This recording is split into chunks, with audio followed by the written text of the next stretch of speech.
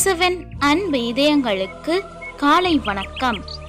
இந்த நாள் உங்களுக்கு ஆசீர்வாதமாக அமைய வாழ்த்துக்கள்.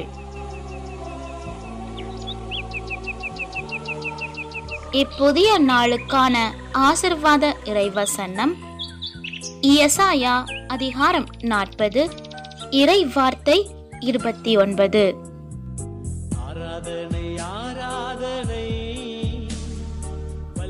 அவர் சோர்வுற்றவருக்கு வலிமை அளிக்கின்றார், வலிமை இழந்தவரிடம் ஊக்கம் பெருக செய்கின்றார்.